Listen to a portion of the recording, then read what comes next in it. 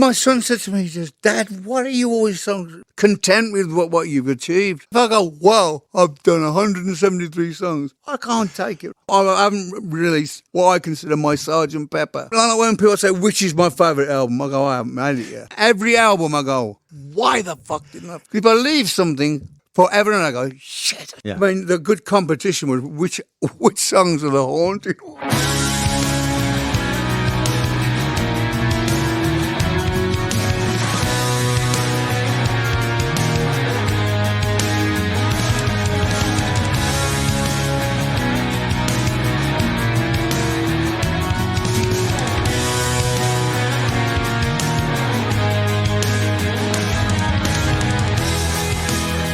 Hello, and welcome to another episode of Diary of the Madman, the ultimate Ozzy Osbourne podcast, where we geek out about all things Ozzy and all things Ozzy related. I am Josh Kramer. With me as always, Mr. Dan Drago. How's it going today, Dan? It is going awesome, man. I'm super excited. A, that we have finished the Patient Number 9 deep dive, and 2, our special guest. I'm super excited today, man. Yeah. Also on the show with us today is our main man, Ryan Beavers, who, of course, does our art for us and guests from time to time. How's it going, Ryan? Good. Great to be here. Super excited about this one. Ryan is basically the third member of the show. I mean, for listeners who listen all the time. So this is always awesome to have Ryan on. Of course. And also with us today, he's not only your uncle and my uncle, he's everyone's uncle. It is Uncle Steve from Uncle Steve's Iron Maiden podcast. He is Uncle Steve. How's it going, Uncle Steve? I'm doing good. How are you guys doing? Thank you for having me here. It's awesome to have you, Steve. Uncle Steve. Seriously, man. I was just on your podcast last week, and we had a great time together. So the more we can talk, the better, man. We are like brothers. We have so much in common, dude. When you were on with me, you said, I talk Ozzy all the time. I don't really have an outlet to talk about Iron Maiden a whole lot. And I'm like that. I talk about Iron Maiden all the time. And I was telling my wife today, I'm like, I'm doing this thing tonight. And I said, I don't have an outlet to talk Ozzy just like for however long this goes. I said, Ozzy's like, he was one of my mentors growing up, you know? Yeah, there's so much synergy between Maiden and Ozzy, and I don't mean the egg throwing incident, of course, but growing up in the 80s, I mean, you had Priest, Maiden, Ozzy, AC/DC. Yeah. Scorpions, too, I think were real big, too, in the early 80s. And that was like your core bands right there. Sabbath, too, but not as big as the other 5. Oh, yeah, yeah. If you were a fan of Ozzy, you were probably a fan of Maiden. You were probably a fan of Priest. You were probably a fan of AC/DC. They all go together. Yep, all in those Levi leather jackets where we put the patches on, right? Right. Yeah. Well, you had your glam metal scene going on back in the 80s, but then on top of that, there was like the OGs, right? And again, all the bands you mentioned, Kiss is in that, you know. Sure. So that definitely those Godfather, OGs that people had to always look up to and reference when they ask who their favorite bands were, you know. Yeah, absolutely. And listeners, if you are a fan of Iron Maiden, make sure you take notice and listen to Uncle Steve's podcast. It's phenomenal. Yeah, I know a little bit. Yeah. And honestly, like Dan and Steve, I could talk Maiden all day long. And Dan and I have joked in the past that we could probably do a Judas Priest podcast too. So they're all right there, just one after the other, as far as just their longevity in my lifetime and their entire discography. So. Oh yeah. So this is going to make Steve really happy. Me and Ryan were discussing A Matter of Life and Death this morning. Ooh. Yeah, that's Uncle Steve's favorite Maiden record. It's my favorite. You should have seen when I said that to Dan, he was just like, I'm sorry, you're going to have to hear what I have to say later then. Actually, I really do like the record. I think it's their last great record. It's solid. Yeah, it is great. It is solid, man. Something about the last 3 just don't hold up for me. I think the first 3 with Bruce are better than the last 3 on his return, personally. Okay. Yeah. Ryan? Yeah, I'd agree. Outside of Brave New World being my favorite of like the post Bruce return, A Matter of Life and Death definitely is. And I remember going to that tour, and it was like 2006. Nobody knew then, but they were doing it was before you're posting set lists and stuff online, and they opened up and did that entire album. Yeah. You want to talk about an arena just like kind of standing looking at each other. That was I've never experienced that before. That was something. I was thrilled. I was headbanging and singing along to everything, but a lot of that just like Ozzy and Sabbath, and there's a lot of those people that are just standing there waiting to hear Hallowed Be Thy Name and Run to the Hills and Trooper.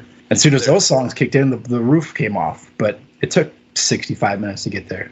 There's a famous video or GIF or whatever of Bruce where at that tour someone brought a sign and it said play the classics, and it's of Bruce standing on stage ripping the sign in half. Oh yeah. that's just ignorant as hell in general. So, and Dan has already educated us on that. There's a difference between a tour and an album tour, and there you go. That was an album tour. So, kudos to Iron Maiden on that. I think that's awesome. Let me ask a question just on that note, because I know this is something me and Dan discussed. As a fan of a band like a legacy act as Maiden is, and as Ozzy, and these bands, you still don't the three. I know Dan agrees with this, but Ryan and Josh, wouldn't you want to go see? Let's say if you go see Ozzy's Down to Earth tour, you want to hear as many of those songs played live, right? I do, absolutely. Like, no questions asked. Yeah, without a doubt. But also, I guess to be fair, we're different type of fans. Right, that's true. That's true. We dig in, we absorb all of it, we consume every second of every note. So we're probably in a different category in general. I was, like I said, I was all for A Matter of Life and Death. I'd be all for Down to Earth. And yeah. Well, I know when Black Sabbath did the 13 tour, and their first album together in how many years, and they did 3 songs off that album on the tour, and the crowd died for those. They just didn't. The crowd wasn't into it. I was loving every second of it, and my wife, because she had heard me listen to the album for the last 6 months, she's like, I feel like I know these songs better than the classics at this point. So she was kind of digging those, but typically fans just don't care for it. I hate that. Yeah, matter of fact, he did 3 songs from the Down to Earth tour, so I'm glad you picked that. But my issue with Ozzy has always been he doesn't continue those songs on the next tour. So like when Black Rain came, he should have kept Gets Me Through on the set list, because that's how those songs would have become more classic. But what he does is he doesn't play any of them on the next tour, and he plays 3 from the Black Rain tour, which he kind of cut halfway through that tour. But it's constantly the early stuff. And I'm kind of torn on it because I never saw Rush live, right? So if I would have saw Rush live and they didn't play Limelight and Tom Sawyer, I probably would have been like, what the hell? That would have sucked. But I'm sure their diehard fans are like, oh, I hope they don't play Tom Sawyer tonight. I can say this. I took my daughter, the first Maiden show she saw with me was the Book of Souls tour. And of course, Maiden does it right. They do an album tour. They're going to play 5 or 6 songs. When we went to the next tour, it was more of a greatest hits tour. And she was getting to hear all the greatest hits, the stuff that they just played a lot. And I can understand bringing your kid to that, because for her, when they played a song that she was real familiar with, like The Trooper, or I guess Flight of Icarus hadn't been in the set for years, but they still, stuff like that, she's super excited. And as a parent, it's really cool. With someone being their first show, it's really cool. But when you go see every tour, you get tired of the same old.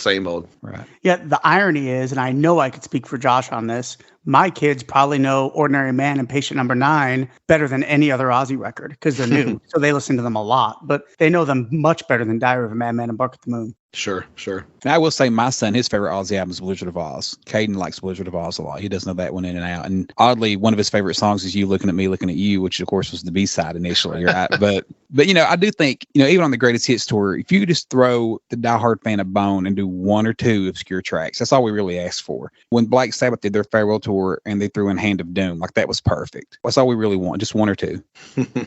My biggest issue is when Ozzy and Sabbath were both touring, right? And Ozzy was real busy, and he'd do like a run with Sabbath, then a run with solo Ozzy, and then he'd play 5 Sabbath songs in the set. That's when I'd be like, oh, that would drive me crazy, because I didn't want to see any Sabbath at that point because we had just seen him playing with Sabbath. So when he went and did a solo tour, I definitely wanted nothing but solo material. One last question for me, for all 3 of you. Do you consider yourself a bigger fan of Ozzy Sabbath or a bigger fan of solo Ozzy?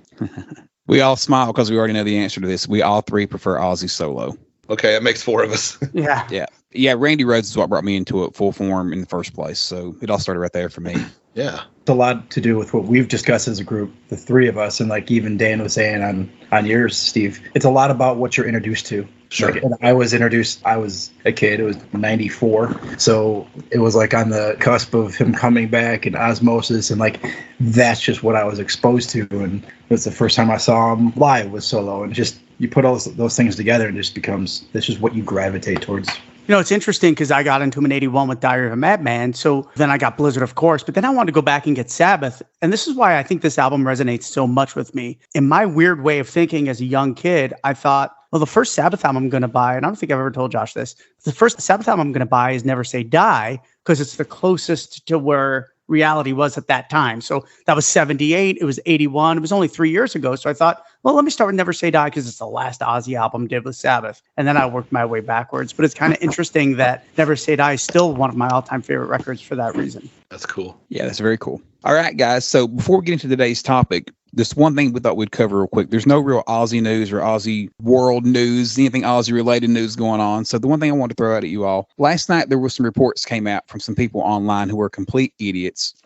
And trust me when I tell you, some of these websites that you guys go to online or they have a Facebook page, they're not actual news sites. They all copy each other. They all copy Blabbermouth, or they're all just idiots who don't know any better, and they post the same old shit over and over. But some people who are complete buffoons are trying to say that they think Zakk Wylde is playing the tracks on the Pantera reunion. Now, I already know how all three of you guys feel about that topic and about Zakk potentially using tracks. But Dan, let's start with you. Tell us how ludicrous you think that is. Yeah, well, it is so obviously just not true, and people are just talking out of their ass, because the reality of it is, and me and Josh and Ryan talked about this in depth this morning, and I have to give an apology to Josh because I was calling the wrong pedal by the wrong name, and he was like, dude, what the hell are you talking about? But he was at least smart enough to understand in my weird way, and I texted him I shouldn't chat before I have my first coffee. But Dime uses what's called a whammy pedal. I was calling it a wah pedal this morning. Whammy pedal shifts the tone right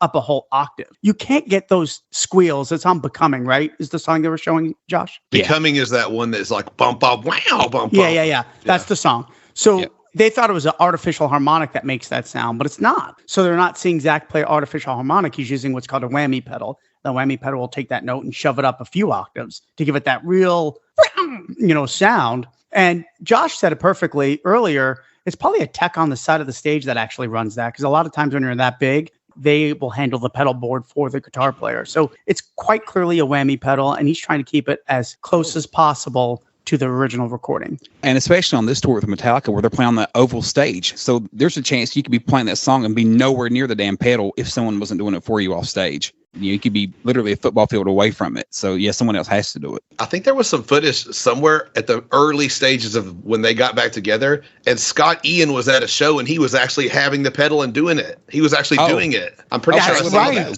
I did see that. Yes, you're right, Steve. 100% Scott Ian was controlling it. It was off stage, Josh. You can find that for sure. Scott Ian posted it on his social media account. Yeah, I remember seeing that. Yeah, I mean, I don't have the know-how that you guys do, but I know enough about Zakk the last 30 years that the idea that he would somehow play to a track, I can't think of too many people who just live and breathe an instrument the way he does. I would love to be in a room when someone attempted to say that to his face and how that would Can you imagine? It's just, what a joke. And it was as simple as them saying his back was to the audience, he was hiding something. That's Zakk. He'll be facing the stack behind him half a show sometimes. It's just, he's got a style and he has a presence, and to think that somehow after all these years he'd be hiding and playing to a track is fucking madness. Just give Zakk 5 minutes alone with those guys, right? Who think they can say that? That's a good one, Josh. Love it. Thank you. Yeah, the truth of the matter is those people just don't understand how guitars work and the whole thing and how a stage production works. What bothers me the most is they're going to see these inane responses and topics, and people really believe them. It's really what we struggle with the Ozzy myth of, Ozzy doesn't write anything. Geezer goes on Eddie Trunk's show and says, Ozzy wrote Black Sabbath, Wicked World, Fairies Wear Boots. And then the next day, he had to say that. Sharon would sue him if he didn't say that. It's the stupidest stuff. It drives me crazy. It is. And people were just trying so hard to find trouble and to start something.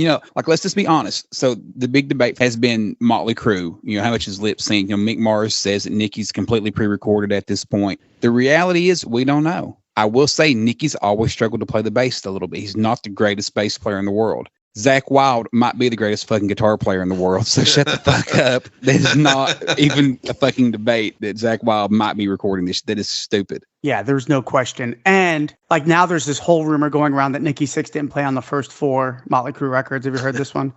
Yes. Yeah, it's not true. And I heard the podcast where it originated. It wasn't even related in that tone at all. Yeah. Go ahead. Expand on that, Josh. It was on Chris Jericho's podcast, and it was Bob Rock, I believe, right, who made the comment. Yeah. He said that Nicky came back and was just impressed by how the bass sounded and said, well, that sounds so great. Are you sure that's me? You didn't replace my bass tracks with someone else. And it was just a tongue-in-cheek joke. Right. And Bob was just saying it as a joke to Jericho. Yeah. And then people just ran with it on these fucking websites. These clickbait fucking sites suck. Can't stand it. And it's the worst in metal. And I hate to say this, but we say it a lot on the show. Metal fans man, they're the worst sometimes. Metal They fans are. and wrestling fans, they're the worst. Dan, can you imagine a country music website going, Dolly Parton's new rock album, she didn't write the songs herself. Holy shit. Can you imagine? Yeah, exactly. No, they fucking love her, and they should. The metal community should love Ozzy the same way. Fuck off. I vote for Vince Neil to sing the backing tracks, though. That would be a nice change of pace. Oh, man. Have you guys seen the latest Shout at the Devil? No, yeah, I think I sent it to you.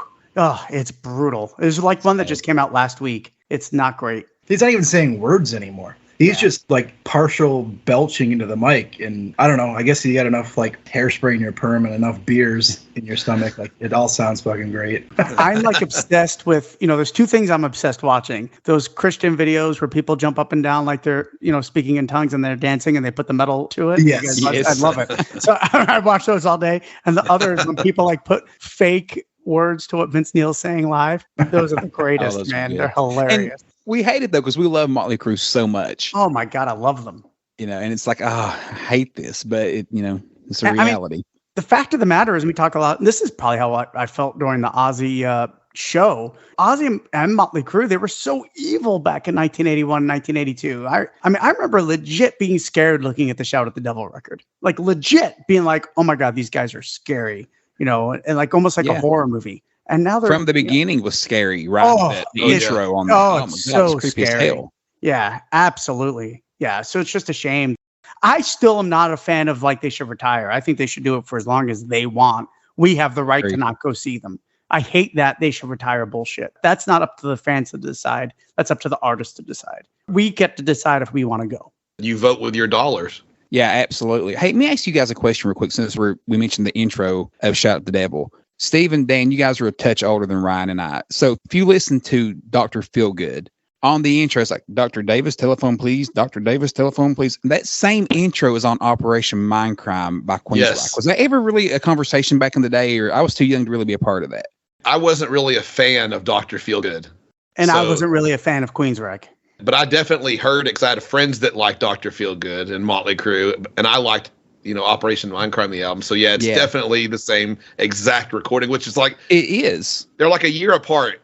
Why the hell would you use the same exact recording? Yeah, it's like the exact same soundbite. It's so strange. I wonder why no one's ever really mentioned that. I've never heard him. It's just the intro, but still, it's kind of a weird thing. I mean, imagine the Patient Number 9 intro all of a sudden is on an Iron Maiden album next year. Yeah, that would be weird, especially Ozzy being on a Maiden record. But I will tell you this, Josh. I'll do some research and I'll have an answer by next episode. Cool. Sounds good. All right, so our topic for today, ladies and gentlemen, is something a little different.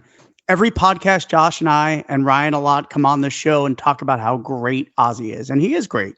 I think outside of my family, Ozzy is the most important person walking the planet, outside of my friends and family, of course. So we're here today to look at it from a different perspective. We are doing what we call the shit list, which is we are going to pick the worst song off of every Ozzy album. And then we're going to take our top 10 least like Ozzy songs and put them in a favorite list for us. What do you guys think of that today? That's awesome. Yeah, I'm excited for this one, man. I love it. Let's offend each other and offend some listeners. Absolutely. The Patient Number 9 discussion series was so much fun, and I really enjoyed digging deep into every one of those tracks. But I'm also so excited to get back to doing what we do best, which is ranking shit, breaking other shit down, and just really mixing up the topics and getting back to what the core of what this show is.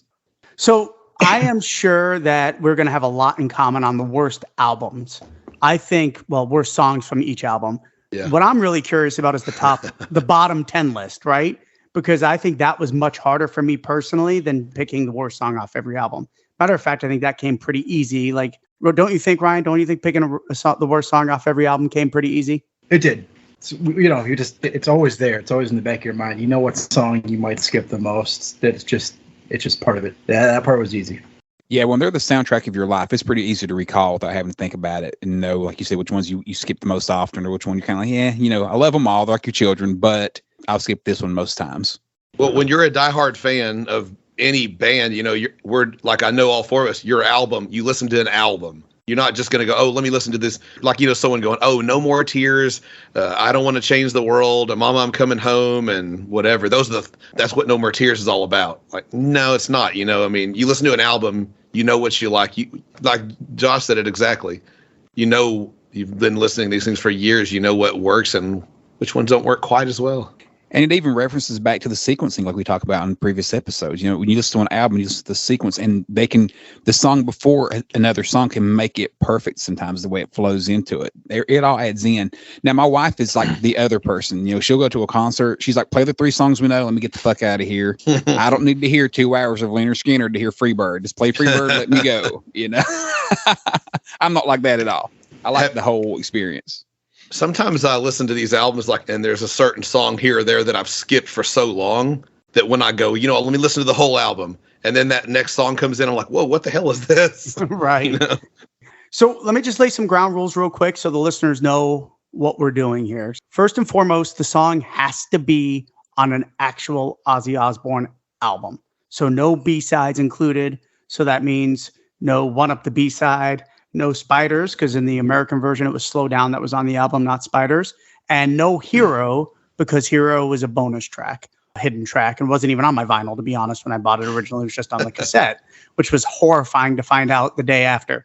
Also, we're not going to include what I call the little one-offs, like Dark Side Blues, Part 1, I Love You All. Those are not on for debate, and neither is D, of course. So nothing that is not really what we consider a full song. So we're making everybody work hard for it, just like you guys at home. So no cheating. Like if we're talking about Black Sabbath Volume 4 someday, we're not going to pick FX as the worst song on the record. Wait, so we can't use Dark Side Blues. Hold on, I got to change 2 different albums real quick. That's a very good point. Yeah. Absolutely. All right, so we're going to start backwards today. So we're going to start with patient number 9, since Josh and I just did this, and we just told you what our least liked song was. So, Josh, why don't you start us off? Patient number 9, what is your least liked song? Well, like we always say, it depends on the day, right? So I think last episode, my least favorite song on patient number 9 was Evil Shuffle. Well, today it's changed, and I'm going with God Only Knows. Fuck you. And I'm sorry, it's my pick. My bad. Shit. What? Are you fucking serious? Yeah, it's awful. The more I think about it, the more awful it gets. Yeah. Get out of town. I know you're right? I did that just to see Dan's face when I said that shit, and it was classic. Ryan, I think, was going to come through the screen. Are you being serious, though? Are you being serious? No, I'm not being serious. Ryan actually just kind of got like, what the fuck? He started laughing. I think Ryan was ready to log out. I thought you should have said Mr. Darkness. Whoa. Yeah, I should have. But no, for me, it sticks. The least favorite track on patient number 9 is Evil Shuffle. I'll go next since we just talked about that. My least liked song off patient number 9 is also Evil Shuffle, for the reasons that Josh and I disclosed during our deep dive podcast. Why don't you go, Ryan? This album kind of like has had its shuffling over the last year. My favorite track, never shifting away. But I'd say my least favorite has actually been pretty consistent. And it's stayed consistent to really the first time we heard it, the second time and third time, and then we even recorded an episode about it. I'm going to go with Degradation Rules. Interesting. Yeah, interesting. So all right, Mr. Steve. So I told you guys earlier, when I listened to this album all the way through, I got Mr. Darkness is number 7, Nothing Feels Right number 8, and I told you there were 2 tracks in a row that when I got to them, I was kind of like, the album took a little bit of a lull. And those 2 tracks are Evil Shuffle and Degradation Rules. So I went back and forth a little bit on them, and I ended up deciding No Escape From Now with Tony Iommi is so good that it makes Degradation Rules come across that much worse because this one's got Tony Iommi on it. So I go with Degradation Rules as well. Yeah, that's a good choice. And let's be clear, Tony didn't write Degradation Rules. It's written by Andrew Watt, where Tony wrote No Escape From Now. But I actually prefer Degradation Rules to No Escape From Now, shockingly. Whoa. Yeah. Whoa. And let's be clear also, 2 of the 4 of us choose Degradation Rules as the worst song on the album. I chose it as my next to worst song, and it won a fucking Grammy. So get in your pipe and smoke it. All right, so up next is 2020's Ordinary Man, also produced by Andrew Watt, Ozzy's kind of comeback album, 10 years without a solo record. Ryan, what is your least liked song from Ordinary Man? This was probably my second easiest choice, quickest choice. The song just never clicked with me. Still doesn't click with me. If I'm going to be honest, I fucking hate this song. I'm going to go with Goodbye. Nice. All right. What do you got next, Josh? Yeah, I got to go with Ryan on this one. Goodbye just doesn't work in any way, shape, or form. It's a track that felt very forced and pushed. They tried to do this Iron Man type intro that just falls flat as hell. The best part is probably the end of the song when Ozzy, "Did they sell tea in heaven?" That's probably my favorite part in the whole fucking song. I just don't know what they were going for with this one. The worst part, I keep going on about sequencing, but this was track fucking 3 on that album. What the shit? I'll never understand it. I don't know what they were going for. They failed. Goodbye. What about you, Uncle Steve? I guess I'll break the trend here. While I don't think Goodbye is the greatest by any stretch on that album, there's one song on this album that I literally skip every single time. I absolutely hate it. I don't hate it enough to go get tattoos all over my face, but I think It's a Raid is just horrible. I like the bit where you can hear Ozzy yelling and like some of the things that he yells in concerts, "Let's go Animal" and all that kind of stuff, or "I want to see you go," like the little, you know what I'm talking about? The banter. We call this the banter in the middle. Yeah. Yeah. There's some cool sounding stuff in there, but it's just like, I don't know. I'm like, Ozzy's 70 plus years old. That song just goes nothing with his vibe. And then there's a lot of bits where having Post Malone in it, there's a bit where there's a lot of stuff going on and you can hear Post Malone in the background kind of going like, oh, doing some weird sounds and stuff. And I'm like, it just sounds really trendy. Like it's trying to be trendy. And I'm like, Ozzy doesn't go with trends and this sucks. I hate it. Yeah. So, well, the good news is you really don't have to skip it since it's the last song on the record. Yeah. Well, except to take what you want, but I don't consider that part of the record. So my issue with Ordinary Man big time is sequencing, Josh. I think you nailed it 1000%, and I'll get to it later. But for me, the worst song on the record is also Goodbye. And the main reason is because it's forced. It is basically Iron Man mixed with Paranoid. That fast bit is totally trying to be Paranoid, and that slow bit is totally trying to be Iron Man. And you could totally tell that they did that on purpose. And it just doesn't sound natural, and it's very forgettable. Wait, is It's a Raid a B-side or something? Have y'all not heard it? That's what's going on here. I actually like It's a Raid. My biggest problem with It's a Raid is the production. It sounds like a Motorhead track, but I wish the guitar was a little clearer to understand what Andrew was playing. That's my biggest problem with it. And I think that it just sounds mushy and not a great production on it. And I can't really distinguish much separation between anything. But other than that, I do like the song. And I think Ozzy's bits are pretty cool. Actually, the part I like least is Ozzy's bantering. And to kind of piggyback off the Goodbye banter, it's just clunky. And I honestly think it's one of Ozzy's worst melodies. There's just nothing. There's nothing there. I honestly can't even recall it most of the time. That's like not an Ozzy thing. Even if you dislike a track, like the melody usually kind of can pop right into your head at any given time. Not the case with Goodbye. To me, Goodbye is almost like what Mr. Darkness, it's like the one to do what they did with Mr. Darkness, right? Only it worked on Mr. Darkness. So slower thing, then speeding it up, then slowing it down and speeding it up. It works on Mr. Darkness, but it does not work at all on Goodbye. Maybe that's kind of what the route they're going with that. But for me, It's a Raid is at the very least fun. I have a good time with the majority of the song. I'm kind of like then the midsection, the banter is kind of where I kind of fall out of it.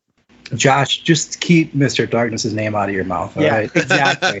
Mr. Darkness and Goodbye have absolutely nothing in common. I just mean, let me be clear, they don't sound anything alike. I mean the tempo changes where it's kind of slower, then speeds up, then goes slower, then speeds up. That's what I'm just talking about, where they go back and forth on the tempo. It's a fair point. One is one of the most innovative Ozzy songs, and the other one is one of Ozzy's biggest pieces of shit. So, one more time, what I'm trying to say is, I agree with what I think Mr. Darkness is what they wanted Goodbye to be, but it just didn't. It failed. Well, I think the difference though is I think Goodbye they were purposely trying to rip off a Sabbath sound, where with Mr. Darkness, I think that was a fresh, innovative idea. But I see what your point is. But I think they deliberately went to Iron Man and Paranoid. Let's blend them into one song because Ozzy's in Sabbath. Let me ask this. On the song Goodbye, if it had all been the slow parts or the fast part, if the whole song had been one or the other of those without having a big shift anywhere, do you think it would have been a better song for either one of them? Not for me. Not really. No. Okay. So either way, it was a pile of shit. Yeah. Okay. Not great. Okay. Yeah. I mean, it's pretty amazing how much better Patient Number 9 is than Ordinary Man, to be honest. All right, next up, we have the 2010 Kevin Churko produced Scream, Kevin Churko's second album with Ozzy, with our main man, Gus G. Shout out to Gus, who was a great guest on our show. All right, I'm going to start this one. My least liked song, off of this, and I'm going to piggyback a little bit with what Ryan just said. Very rarely does Ozzy drop the ball melody-wise, and I think this is one of his weakest melodies. It's forgettable, and it just goes nowhere. It's very bland, because I think the music on the song is actually kick-ass, and when Ozzy came in to sing, I was so underwhelmed, which also reminds me of Black Sabbath's NIB2. But this song is I Want It More. Not a very good track for me, and it's easily my most skippable song on Scream. Why don't you hit us out, Uncle Steve? I love I Want It More. I know. That guitar that... Yeah, it's Ozzy that drops the ball. As much as I love that, I think you're going to absolutely hate my choice. Because I did the episode with you before, the Black Rain and Scream episode. That's right. And I can kind of remember one song in particular on this album that you talked. And I don't hate this song. I'll say that. But after listening to the whole album, a couple times to figure it kind of out this week, let me see what I wrote down here for it. Steve is making us look bad, by the way. He actually has notes. No, I have notes. Yeah. I'm a guest. When you're a guest, you have to look really good. You have to look really good when you're the guest. Trust me, I really don't know very much at all. Ask Dan. He was on my podcast. Yeah, you're amazing. Okay, so I'm going to start it off with the music in this song is really cool. And I'm about to give it away. It's got a very brutal subject matter. Oh, I knew that's what you were going to pick. And the chorus, the melody in the chorus, I don't really like it a lot. And Ozzy's kind of more gruff, maybe his voice is a little more gruff there. But yeah, for me, Latimer's Mercy, I like it. I don't hate it, but it's just not, I just was like, everything else I kept listening to going, well, I like this. And it was, I had a couple of other choices. I don't want to say what they are because one of those or two of those or three of those might end up on my worst list. Or maybe none, but I just don't want to give anything away. But yeah, I went with Latimer's Mercy. I didn't think you would. I can't remember if either one of you, what you two thought about it, Ryan. I know what they think about it. I know I'm going to be by myself on this one. Oh, okay. So, Ryan, why don't you go ahead and jump on that bandwagon, sir? I'll say this. I Want It More was a close second. Wow. But I'm going to go with Latimer's Mercy also. Oh, okay. Just like kind of goodbye, like just clunky. It just really, it feels like a mishmash of a few different things, a few different ideas, and they really weren't sure how to make it cohesive, and they kind of just put it together. It never struck me back in 2010, and it's still, I'll listen to it. I won't say it's a song that I'm skipping every time. It does make the rotation, but I could have done without it. See, before Josh goes, I just want to say I do love Latimer's Mercy, so this is painful, and I think I'm going to get a triple pain right here. So, Josh, why don't you hit us up? Dan just thinks he knows me so freaking well, don't he? He thinks he knows what I think all the time. Dan, you know me well to know my mind changes like over the course of an hour. That's true. Today, my least favorite track off of Scream is actually I Want It More. Yay! Awesome. That's it. God. The man. This is And why I'm gonna Josh be and I honest do the with you. podcast together. I'm going to be honest with you. At first, I wrote Latimer's Mercy down in my notes. Yes, I did notes today, by the way, everyone. So that's kind of awesome for me, right? Yeah, But you at did, first, I man. wrote Latimer's Mercy down. But then when I kind of revisited and went over it all in my head, I just find I Want It More. I'm kind of like Dan. I think Ozzy drops the ball on a little bit. I do like the music, but as a whole, I find the track a little bit forgettable. Wow. Whereas with Latimer's Mercy, I love the story behind the lyrics, and I do Sure. like Ozzy's delivery on the chorus. I can bring you back, and there's an emotion there that I do love. Sure. So when I think about it as a whole, that makes it much more memorable for me than I Want It More. So there you go. I Want It More is my choice. I'm glad you made a call out to the chorus because the chorus is great on Latimer's Mercy. But I do want to say this, and this is another reason why I think I Want It More isn't up to par. It is clearly them trying to write a song like No More Tears, and they fail miserably. They even have that middle breakdown that tries to be No More Tears, and it's not even close to No More Tears, where I think Latimer's Mercy is at least an original idea. What do you got, Steve? I had to go somewhere with my wife earlier today. And, I've been 2 hours before I was sitting on the couch and listening through to everything and kind of making sure I could jot a few things down. Because like I said, some of the newer material, it's not like hearing Bark at the Moon. I mean, I don't need to listen to that to have opinions on everything. But the whole drive there and the whole drive back, I was singing the chorus to I Want It More. God, I love it, man. I can't believe that. Crazy. Oh, I I love think it. it's awesome, though. I love that. Yeah. Yeah, it is awesome. And it's all sure. good. It's all good. Up next, we have 2007's Black Rain, also produced by Kevin Churko, with Zakk Wylde on the guitar, the last Zakk Wylde album that he has writing credits for. So Black Rain is very diversive. I'm very proud. One of the most proud things I have about this podcast is Josh and I made Uncle Steve an amazing fan of this. And Ryan was on that show too. Yeah, I was going to say it was more Ryan than you two. Yeah, see that? Fuck us. You tell him, Ryan. Yeah. So I just want to state that I'm just happy that this show has brought such love to Steve about Black Rain. I'm going to choke up here in a second, but Black Rain is such a great fucking record. Tell him, Josh, how great it is. It is, and we mentioned it a few episodes back. It's aged really well. I think this album is better now than it was when it was released in 2007. There's something about it.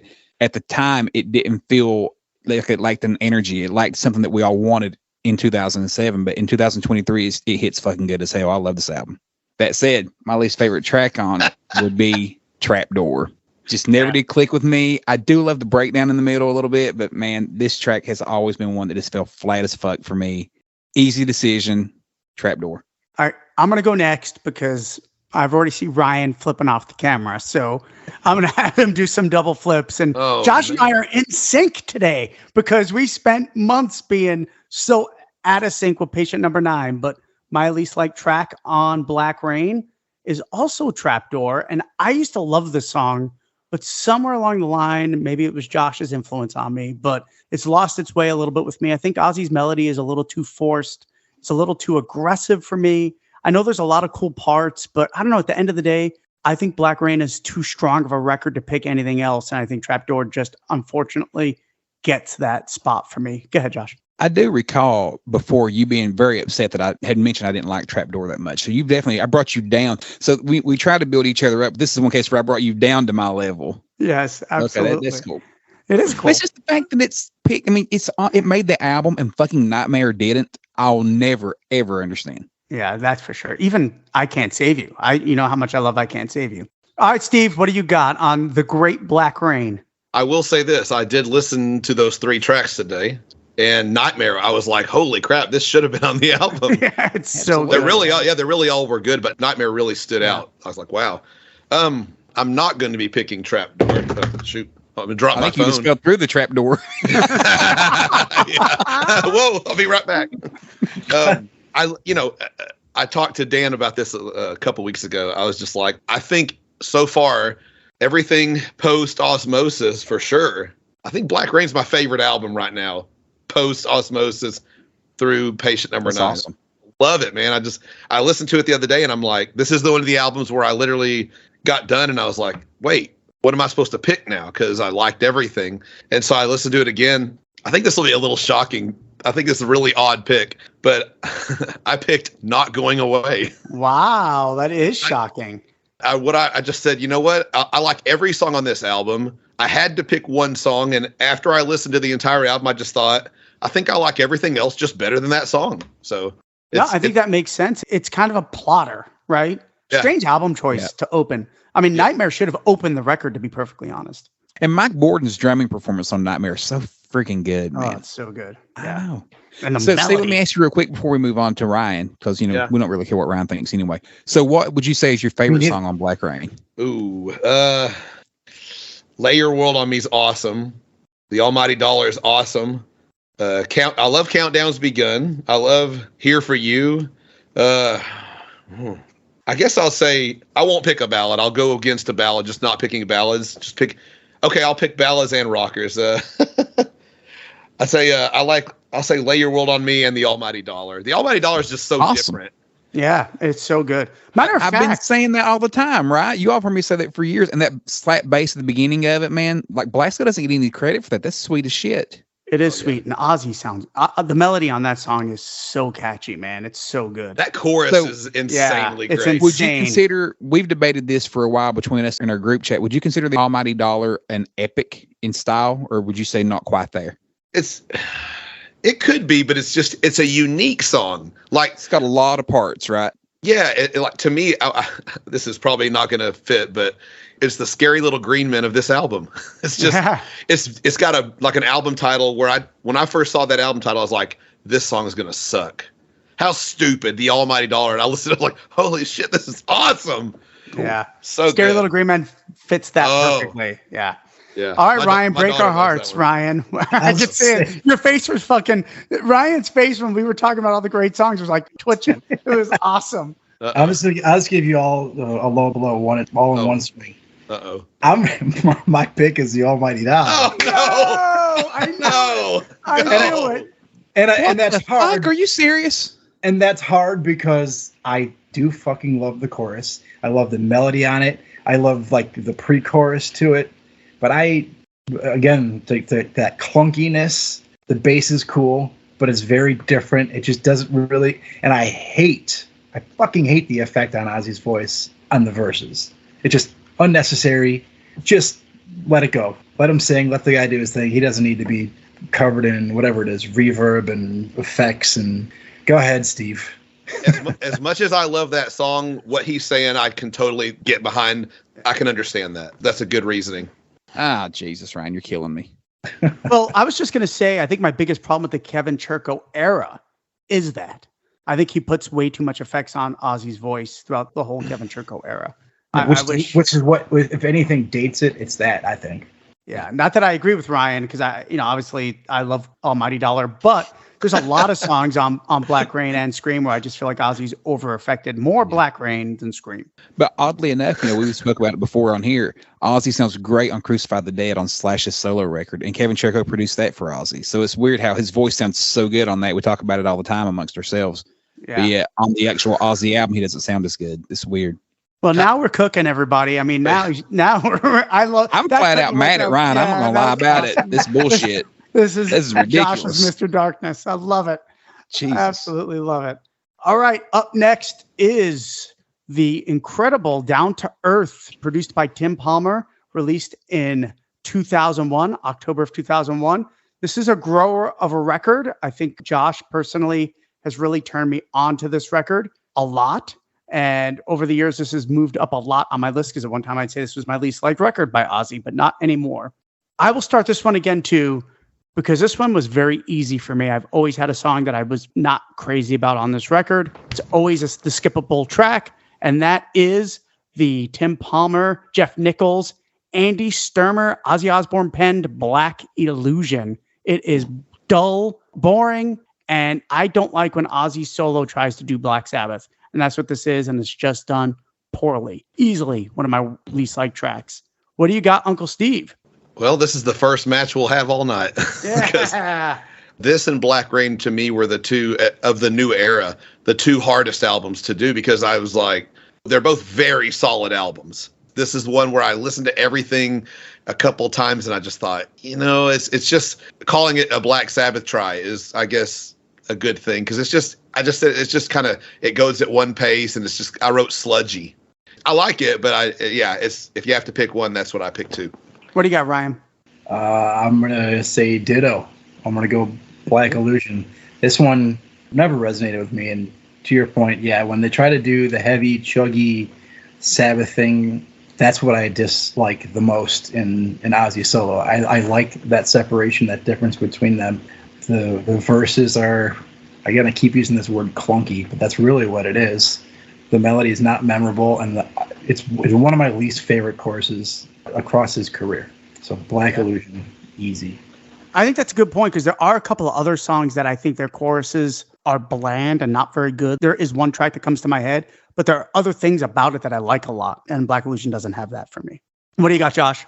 Well, that said, let's just be honest. Black Sabbath without Tony Iommi sucks, right? And this is Black Sabbath without Tony Iommi, and it's easily the worst track I think on this record. There is some moments I like lyrically, how it kind of plays off itself. That the first verse with fingers crossed, you switch the perfume with the mace or whatever, and then in the last verse it switches where I did this and I did that. So I thought that's kind of neat in a weird way, but yeah, this song just falls very flat. And like we all said, it's try it being Black Sabbath, and you can't do it. Got to have Tony Iommi to do Black Sabbath. And ironically, it has Jeff Nichols on it, which was a very big creative mind of Black Sabbath. He wrote a couple of tracks on this record, but unfortunately, this one doesn't pan out for any of us. This is our first sweep of the day, ladies and gentlemen. We all agree Black Illusion is the worst song off of Down to Earth. Anybody have anything else on Down to Earth before we move on?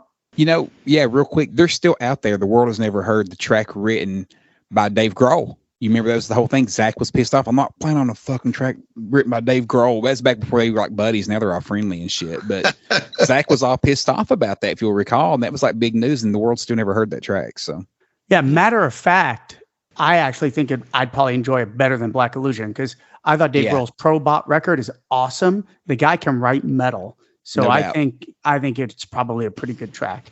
I will say this. I even like No Place for Angels considerably better than Black Illusion, which is the B-side for Down to Earth. And that you could kind of tell as a demo. Ozzy doesn't sound great on it. Another one with a shit ton of effects on his voice. This is the other record that has too much effects on Ozzy's voice, by the way. But I think No Place for Angels fucking destroys Black Illusion. Up next, we have, of course, our favorite album of all time, Tongue in Cheek, and that is 1995's Michael Beinhorn or Beinhorn. I'll say that. Beinhorn. Christ. Is it Beinhorn? Yeah, it is. Don't listen to Josh. don't listen to the hillbilly shit. Good. Beinhorn. Listen, we call a window a winder around here. Don't listen to me. Hey, the Joshisms are some of my favorite parts of our show, my friend. I remember y'all arguing about that. The Beinhorn. Yeah, Beinhorn. Listen, where I live, it ain't even Ozzy Osbourne. It's Ozzy Osbourne. Yes. We all know that Ozzy loves when people do that. So, yeah. Yeah, absolutely. Good call. So the Michael Beinhorn produced Osmosis. Amazing record. This one is tough for me, of course, because we always talk about how much we love Osmosis. And I think this is Ozzy's most consistent record. This is the album I am definitely going to get eye rolls, ladies and gentlemen, from both Josh and Ryan for sure. I don't know yet about Steve. I definitely know their choice already before they spill the beans. But my least liked song, I'm not going to go first this time. We're going to have Uncle Steve go first. Okay. Before I say anything, I just want you guys to know it's going to be all right. Oh, shit. I just realized. Oh, my God. Are we doing all right? No, I'm not. I'm doing not. All right. On the Diary of the Madman podcast tonight. Yes. My gosh. I was hoping you wasn't going to make me go first because I wanted to have a big finish, but yes, I've never liked, and I knew that y'all would have a problem with this. How do I mute him? How do I mute Steve? This is painful. This makes Ryan not liking the almighty dollar, even more. What's worse, Steve not liking Old LA Tonight or Ryan not liking Over the Mountain? Like, I don't know. Look, I it's just, I got this album back in like 95 when it came out. I mean, I always liked it. Ghost Behind My Eyes, I know, is one that it took me a while on. And at first I didn't like My Little Man, but being a dad, like, whoa, I cry when I listen to My Little Man now, or at least, I did. But Old LA Tonight is just one that's never, ever, ever. This is something I wrote down today for this, and I've never thought this before, but when it starts out, and there's the piano, then that little guitar thing comes in, and I thought immediately, this is what popped into my head. This sounds like something Guns N' Roses would have wrote back then. Yeah. Never thought that, but when I heard it, I was like, I don't like the melody and the verses. I want to say all these things because I know you like them. I know Dan literally was like, please don't say all these things, Wait a minute. You don't like the melody? Now that is where I got to draw the line. You don't like the melody in the verses? They're okay. Oh my God. It's so slow and sappy, and it's a ballad. I know, but he's got, how many other ballads does he have? Because that's how many better ballads he has than this. This is number 3 on my ballad list. This is what I wrote down. I don't like the melodies in the verses or the chorus. And I'm sorry to tell you guys, but I don't like the melody on those Summer Nights part either. I like the way his voice sounds. I mean, he's like way up there, but I just don't like this song. I mean, every time I listen to it, just because of you guys, I still listen to this song and I keep thinking, especially when y'all did the ballads episode, I was like, okay, I got to listen to this again. I've got to be missing something. And I listened to it and I was like, whatever it is I'm missing, I'm still missing it. All right. Before we move on, listeners, we have to bombard Uncle Steve about how awesome Old LA Tonight is, because it is one of Ozzy's greatest songs. When Ozzy overlaps that melody and the chorus, when I look in your eyes, I'm like, oh! Man, I get an orgasm. Exactly. I know. You fall to pieces, right? Yes, dude. Exactly. I'd have to say it could be my favorite song off of Osmosis. It's right up there, man. It's definitely right up there. Well, all right, Ryan, why don't you hit us with the one I know you're going to say? Do you know? I don't know.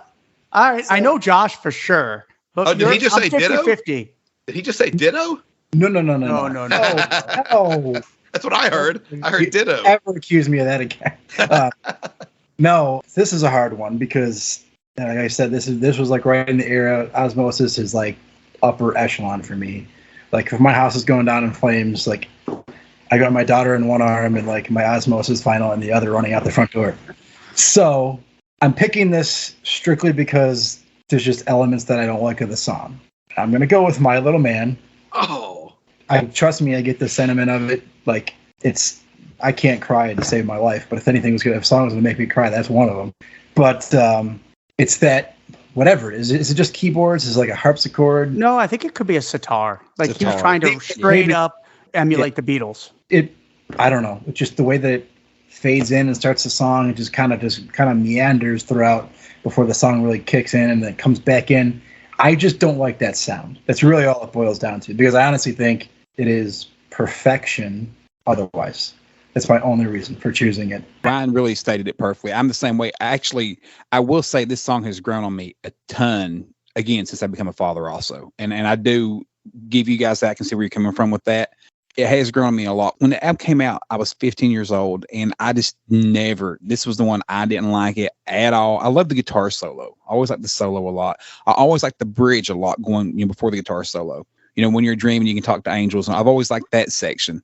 As a whole, it was a skipper for me every damn time. As I've gotten older, it's not a skipper anymore. So I have progressed with it. I've grown with it. But the rest of Osmosis is just so damn slamming. It's easily My Little Man for me. What I heard, I didn't hear Ryan say anything. All I know is I said Old LA Tonight, and then I heard Josh say ditto. So, I mean, hey. Actually, on this show, we say dildo. Dildo, that's true. We just say that. So I am not going the ballad route on this one. I'm going to stick true to my guns, just like I did on the first episode. My two least liked tracks on this record are the two heaviest, and that is just a fact. And I think Thunder Underground and My Jekyll Doesn't Hide don't meet up to the excellent other tracks that are on this record. So I'm going to say today my least liked track is, gosh, I don't actually know which one between them, but I'm going to go Thunder Underground today. I think the riff is just a little boring, and Ozzy's voice grates on my nerves in this song. He's too high, especially in that chorus, man. It almost hurts my ears to listen to him. We almost go back to the Technical Ecstasy days where he is insanely high.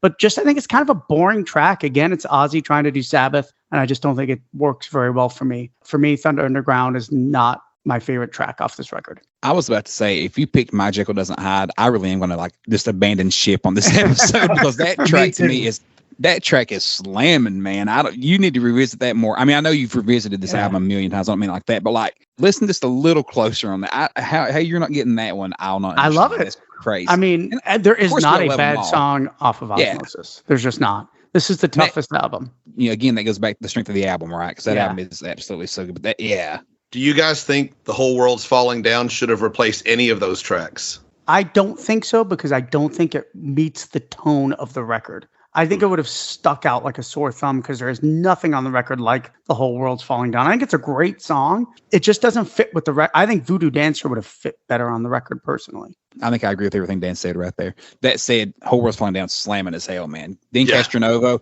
our man Kyle Castronovo, Dean's son. He's a big listener to the show, by the way. Shout out to Kyle Castronovo. Thanks for keeping up with us and checking in every now and then. Dean's freaking slamming on Whole World's Falling Down. I love that track. Yeah, matter of fact, I think Amy fits the best. That didn't make the record. I think Amy was originally intended back in the day in 1993, I think it was, maybe even 92. Ozzy had said he'd written 3 tracks for the record, and 2 of them I'll never forget and was See You on the Other Side and Amy. And I was shocked to see Amy didn't make the record. It did originally. He was in the first John Prudell sessions that they did. All right, up next, No More Tears, Ozzy's classic, released in September of 1991. Well, a lot of people would consider wrongly his last classic record, but this is definitely the last Ozzy record that was probably written by a band. Would you guys all agree with that? Yeah, for sure. This is definitely the last record where they got into a studio and just jammed, and Ozzy sang along, and no files were transferred, and Ozzy didn't use outside writing partners except maybe the producers, which was a lot more common back in the day. So I think this is the last, what I would consider, band record of the Ozzy Osbourne career. All right, Ryan, why don't you start us off? What is the worst, or not, I hate to say worst, what is Least your best. least best track on No More Tears? Well, I also just wanted to follow up with what you said real quick. The irony being that all Ozzy talked about post like the No More Tours tour was he just wanted a band again. Yeah. Like he didn't want to be like the Ozzy born solo guy. He wanted a band. He legit, like that's all he wanted. And then the irony being it would never really happen again. I mean, and he formed X-Ray, right? Which never got off the ground X-Ray, too much. yeah. Yeah. With Unfortunately, right at that time. also. My choice is I find it just to be one of the most uncharacteristic songs in Ozzy's catalog. I don't hate it by any stretch. It's just one that like I can do without. The chorus is so poppy. I feel like it's any kind of hair metal band's big track back in the 80s. And I'm going to go with AVH. Yeah. Austin Villa Highway.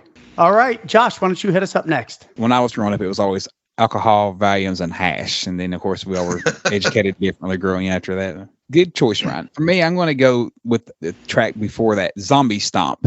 I like Zombie Stomp a lot. It's definitely fun. It's different. I appreciate that it's different, but it kind of takes a long time to get into it. It's slow breathing. It's going to, then once it finally kicks in, it's an enjoyable song. It's kind of like It's a Raid. It's fun. All in all, it's just one I revisit very, very little.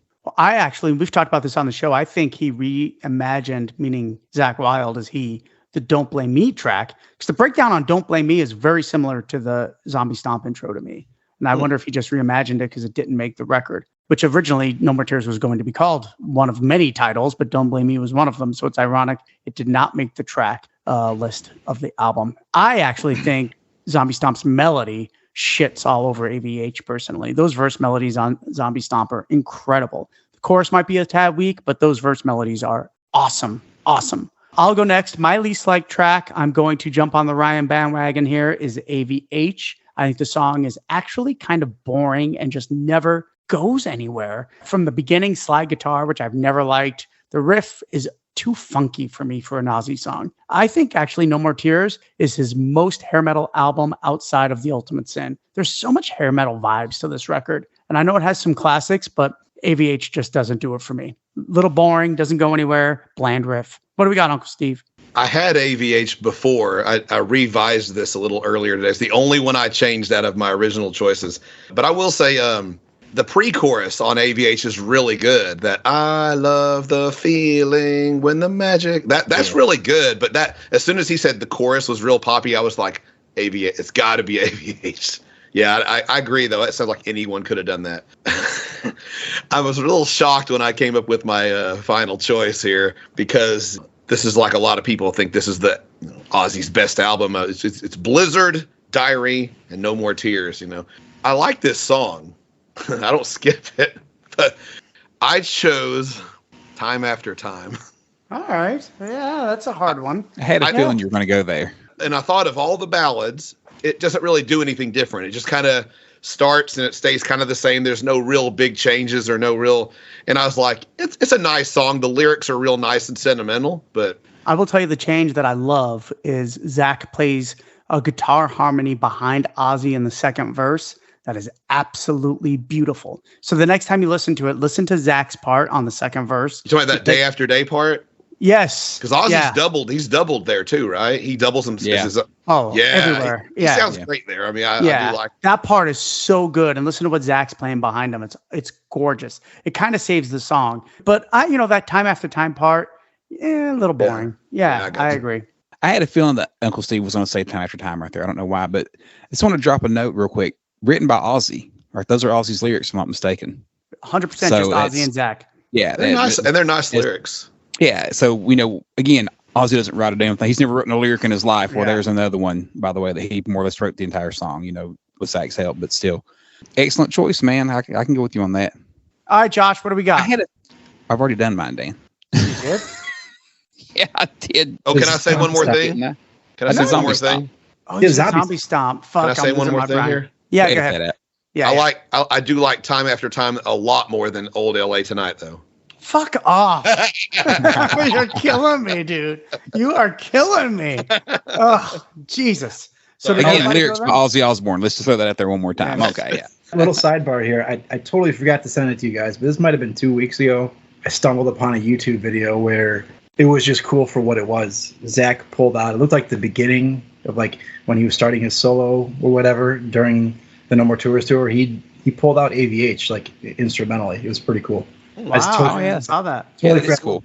Yeah, it's a boring riff though. It's anything that's Southern. Dan is like, I am out. Yeah, out. I'm just not a fan. So Dan, for those of you that don't know, Dan hates the album Pride and Glory. Like, I don't. I love Pride and Glory. I just don't want to hear it on my Ozzy record, you fucker. Yeah, absolutely. All right, we're gonna start this one with Ryan. This is a tough one. This is Ozzy's 1988 masterpiece, and I do believe this is a masterpiece. And that is the incredible No Rest for the Wicked, which I cannot wait to do a deep dive on. What do we got, Ryan? What is your least liked song? Well, first off, you did a deep dive on No Rest. Yeah, we did. I was like, wait a minute, I did the artwork for that one. Holy fuck. This is what happens when you turn 50, guys. Yeah, Medicare. Holy shit. I am losing my mind. We've been at this a long time, Josh. Oh, that's classic. This just goes to my theory, by the way, why we took the break. Remember, you needed that replacement because I died in a car crash? Yes, you're the AI version? Yeah, exactly. This is the AI version of Dan. This is it. I don't even remember. Thank you for the that, AI version wouldn't forget that shit. Are you kidding? So yeah, I'm gonna agree with you that it's a fucking masterpiece, and it's one of my all-time favorites. To me there are no skippers on this, but if there's one that's weaker, that it's almost like the oddball. Surprisingly enough, it was a single. I'm going Crazy Babies. If anything, the verses are a little uninteresting. The chorus is a little uninteresting. It's a cool riff. All in all, it doesn't add much to the album as a whole, and I think if it wasn't there, it wouldn't affect anything. Yeah, I'll go next. For me, that's the only choice for this record. That's Crazy Babies, because even lyrically, Walk That Walk, Talk That Talk, it's kind of bland. It's the only song on the record that I don't think is an 8 out of 10, minimally. Everything else on this record is pretty damn amazing. And it is clearly the worst song on the record. The riff is okay. It's kind of fun, but it's kind of bland for Zach. You know what I mean? You could tell he was young and writing riffs. And this one is the only song on the record that has a hint of a hair metal vibe to me. And that's Crazy Babies. What do you got, Josh? I got to go Dildo. It's Crazy Babies for me. Also, lyrics penned by Ozzy Osbourne. Again, I agree totally. It's kind of cheesy lyrics. I'm glad Ozzy wrote them, but yeah, a little bit cheesy there. But that said, it has some high sentimental value. I got my first ever lap dance to this song at a club called Deja Vu in Lexington, Kentucky. And I'll always remember that. They followed it up by Problem Child by AC/DC. So that was my twofer right there. But nice. What was that? Yeah, a much better song. Yeah, it helped it a little bit. I mean, I was definitely into it that day. Now, I agree. No Rest for the Wicked is a friggin' slammer, and it's the one song, and oddly a single, and a pretty well-respected single, but it's the down moment of the album for sure. For me, it's Crazy Babies. I'll end with a one-word response: dildo. Yay! Wow, our second sweep. That's pretty interesting. What was our other sweep? I'm so losing my mind, guys. Old LA Tonight. Down to Earth. Not Old LA Black Tonight. Illusion. Yeah, Black Illusion. Thank you, Josh. But the weird part, No Rest for the Wicked is a single. I know. I don't even understand that. There's so many better songs, but there are a lot of singles off this record. Honestly, I mean, even Breaking All the Rules. He did 5 and 6 songs live too. He did so many songs off this record, but he never did Crazy Babies live. Fucking never. It makes no sense, which is okay. He didn't do it live. Never did. God, he did Tattoo Dancer, which is a fucking beast of a song. I love that. Bloodbath in Paradise, of course. Yeah. Fire in the Sky. Yeah, and oddly, Dan mentioned that the riff was a little bit pedestrian for Zach Wilde, but Zach during his solo for the No More Tours tour too was playing the riff for Crazy Babies during the guitar solo of that album, of that tour. So it's become iconic though. I mean, it's such a catchy riff, but it's very simple, right? Out of all the Zach riffs, that one's pretty simple. And he even did Demon Alcohol like a couple times. Now that is a whole nother level. Yeah. All right, so that brings it up. I'm really losing my mind, guys. I have Josh going twice.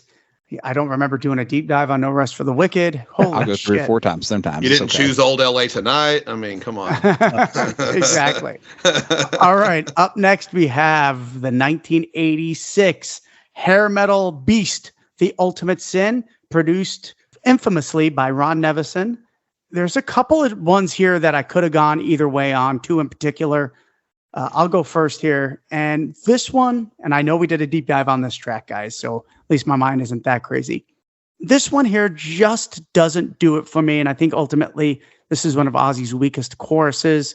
Ultimately, I don't like Bob Daisley's lyrics very well. And I think it's definitely the bottom tier of this record.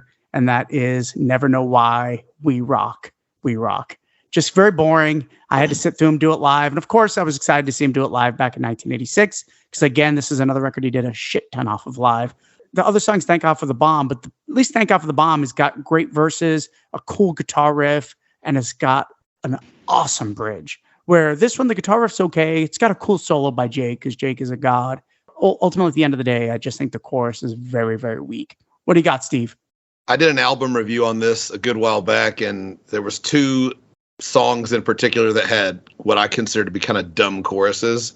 This is one of them, but there's another chorus that's even dumber. And when I listened to it this week, I really was thinking, God, I love both of these songs still, even as dumb as the choruses are. But I think the whole rockin' all night, I think that's it's just so dumb. And just I thought you were going to say Thank God for the Bomb. Oh, I love Thank God for the Bomb. Love Thank God for the Bomb. And I still like the song though. Like, you talk about a masterpiece. I think Ultimate Sin's a masterpiece. And I will say this because I know you will all probably, I can't remember about Ryan. I love the way this album sounds. I love it. I could use a more low end on it. I like everything. You can hear everything really well. You hear the guitars really well. But yeah, to me, Lightning Strikes is just, and it was a single. It's corny. I'm like, so this, and then you got Crazy Babies next for the next album as a lead single or whatever. Ugh. Well, Miracle Man was definitely the lead single for No Rest. Yeah, but still a single. A single. I will say this though: the riff on Lightning Strikes is one of Jake's best. It's incredible, and I think Lightning Strikes. I do have a question. I think Lightning Strikes would be one of Ozzy's best songs if that wasn't the chorus. Steve, I agree. It didn't need to be there. Steve, can I answer your question before you ask it?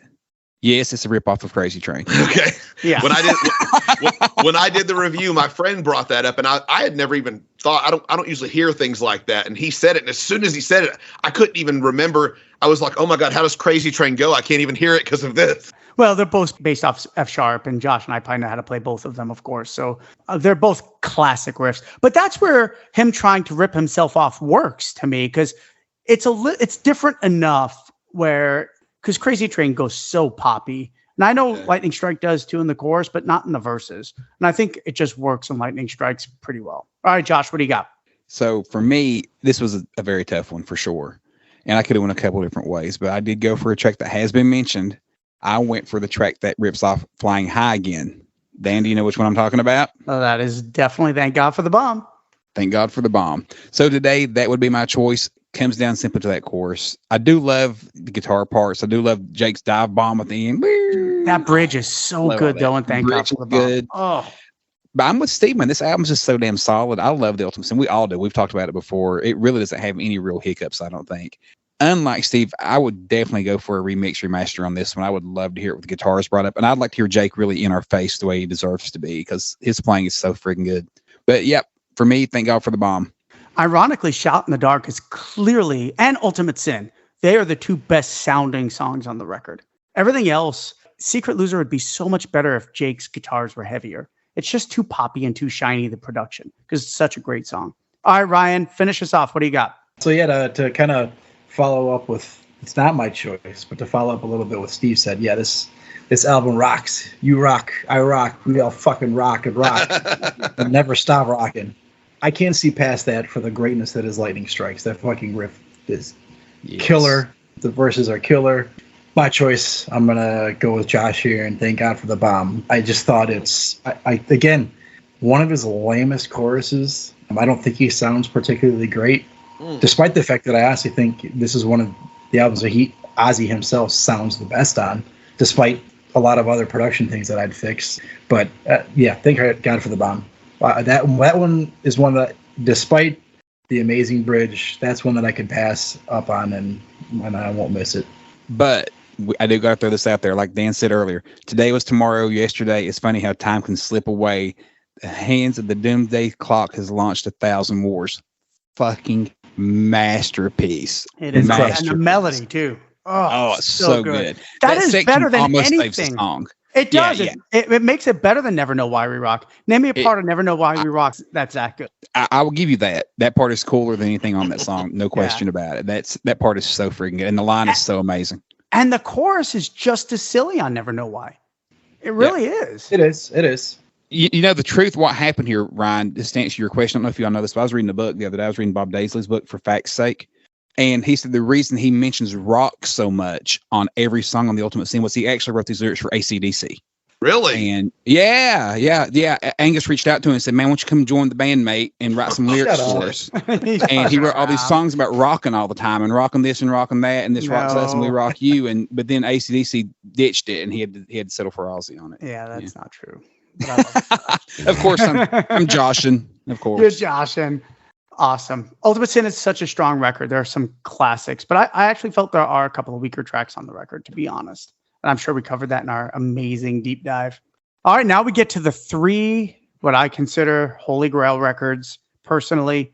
And next up is 1983's Bark at the Moon. These all 3 records are produced by the god Max Norman. This is a tough one because I have a love affair with this record, but I'm going to have Ryan start us off. What do we got, Ryan? Damn, you gotta make me start this one. Again, this is a hard one because I've got a special place in my heart for this one too.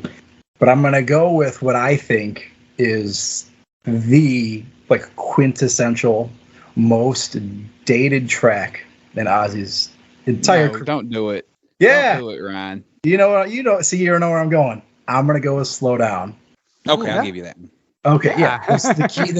The keys kill me. The chorus kills me, and then the keys, it kind of I'd love to hear someone go through and edit and just take the keys out of it, and probably be a masterpiece. It's just it's so dated, it's so hokey. I can't do it. All right, Uncle Steve, what do you got? I don't have that. This is one that actually I said I didn't make any changes. I did make this change earlier today too, and I was a little shocked at it because I listened to the song that I had originally chosen, and I was just like, yeah, I don't love these lyrics, but man, this song is just awesome. This is the first album I had by Ozzy, so it's very special. I love it so much. But I ended up going with. I have a feeling Dan's gonna. No. Oh, don't say "So Tired." He's gonna do it, ain't he? No, he's gonna do it. That's what Ryan was gonna say. No. I ended up because I just listened. I listened to it and I liked it. I mean, I like everything on this album. When I listened to it compared. Okay, the other song doesn't make my bottom 10 anyway. When I compared it to Now You See It, Now You Don't, which is what I had, because I just thought those lyrics are kind of corny. I love the song. Yeah. And I was just like, you're not a fan of the corny lyrics. I know that. Yeah, I was like, I don't mind them if the corny lyrics have great melodies, which that one does. But I listened to this and I just was like, I remember I had to go back in time to a 13, 14-year-old kid hearing this. And I always remember just thinking, it's just so wimpy sounding. And, and it just, I like it now. But I kind of went with old 13-year-old Steve and said, so tired. So, and I don't have anything bad to say about it. It's just, I like it. But I had to pick something. Yeah. Man, I just knew that Ryan was going to say "So Tired," and then Can Breathe Easy, and then freaking Steve just freaking busted my heart, man. Oh my goodness gracious! Y'all can edit me out. You can edit me out. This is what makes the show great. But Bark the Moon's such a good album, right? This is a tough one, but I got to go with my man Ryan on this one with "Slow Down." So once I thought Ryan was going to break my heart, and then I ended up agreeing with him. Oh, if we could just take that out now. I know it's so dated, but Bark the Moon rules. It's such a great album. I love it. Now, this is the one that Dan has always pushed me to enjoy more, and I do in a lot of ways because of his urging. But yeah, I go with So Tired. Fuck, So Tired. No. Oh, no. I go with Slow Down. I'm so tired. I go with Slow Down. Yeah, jeez Louise, I almost fell out of my chair. I would have rather seen Dan's reaction if you would have said Waiting for Darkness. Oh yeah. Me I too, think we would man. all die. I love that song. Exactly. All right, so this may shock you. My love for Bark at the Moon is infinite, I think, with all of us. This is just one of the greatest records of all time. So it's very hard to answer your question later, Josh. This was a very hard record for me. I'm also going to go Slow Down. As much as I love the track, I just don't know anything else on the record that I would put in its place because of how strong the record is. I would say, I think The 95 remaster got Bark at the Moon right, where it got some other records very, very wrong. The guitars are brought up on this track and the keyboards are brought down if you listen to the original before the remaster. So the guitars do rock way better on the remaster. I'll tell you, the hats off legend on this track is Bob Daisley. His bass playing is phenomenal on this track. It's very Steve Harris-esque. To throw a shout out to my man, Uncle Steve here. But I think Slow Down is a tremendous track, and it pains me to put it on this list. I'd have to go Slow Down just on the strength of Bark at the Moon. And those lyrics are a little bit. Yeah, they're not that great either. Yeah, I can get. Yeah, I mean they're all right. It's now that I've turned 50, they're getting a little bit better. Yeah, but we need to slow down at this age. we need to slow down. Which I think that's what the song is kind of about. But ultimately, at the end of the day, not great. All right, up next is the incredible 1981 Max Norman produced Diary of a Madman, and yes, the greatest album of all time. We say it all the time on this show. And I'm going to have my man Josh start this one. I have a feeling we're all going to be in agreement on this album. But Josh, go ahead and start us off. The greatest album of all time, no question. And next is the second greatest album of all time, but I digress after that. But for me, the standout for worst track on the album has always been Little Dolls. I have come around to it a lot more with age. And, once Dan pointed out how great the bridge is and how Beatles-esque the bridge is right there. And that really does elevate the song a lot, because while it's always been my least favorite on the album, it has at least closed the gap a little bit that I enjoyed a lot more than I used to when I was growing up. And what a thunderous drum intro again from Lee Kerslake. He was such a freaking monster, man. So underrated, underappreciated. And the Ozzy lore, everyone talks about Bob doesn't get his due, and he doesn't. But Lee Kerslake also on those first two records, man, such a great drummer. But yep, I go with Little Dolls. What do you got, Uncle Steve? Well, I thought I knew what I was going to go with here, and I've been kind of going with a few ballads here. I kind of, for some reason today, I've really had a weird thing about ballads. And oh my God, Dan, we got to stop this right now. Like this we is got to in my top 5 favorite Ozzy song of all time, Steve. Oh goodness! Oh my God! Are you doing this? The greatest chorus ever? Are you crazy? So, don't let it do what you want to do. It's your life, but just. No, I went with Little Dolls. Oh, thank God. Thank God. I think we actually fell for that, every one of us. You did. Ryan was like... Ryan's like hiding the camera.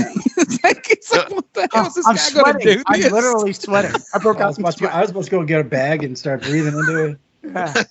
Steve, thank God. Thank God, Steve. I've always thought like the drum intro is good, but I've always just thought, and I asked Dan about this a couple weeks ago, it just sounds like it's almost like too high in the mix or something when you listen to it. Maybe, I don't know.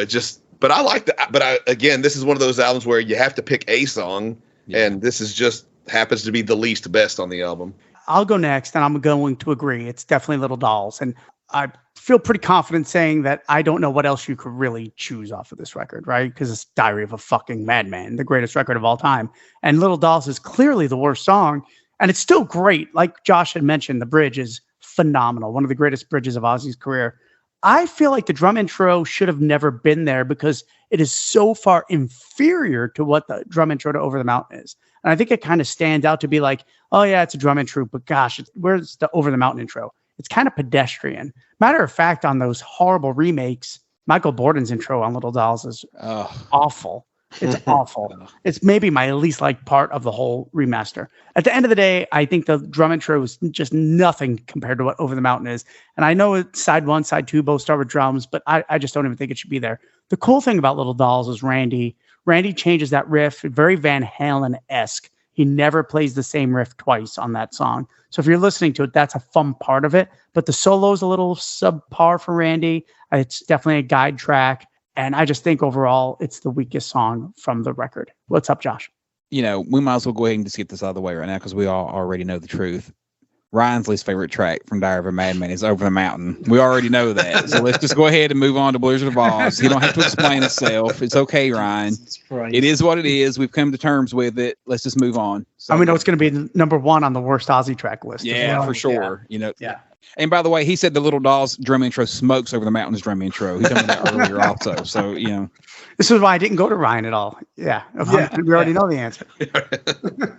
All right, Ryan, what do you got? So despite the smearing that Bert and Ernie here keep trying to put on me in every episode.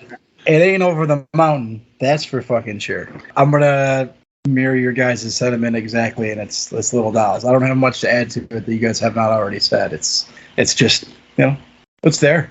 I actually think it was a much tougher choice to do Blizzard than Diary, personally, for me, because Little Dolls is so far inferior to everything else on Diary, where at least Blizzard, there were 2 tracks where I went, oh, I could go either way.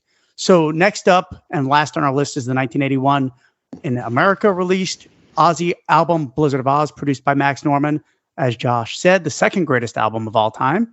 I will start this one and we'll go around in order here.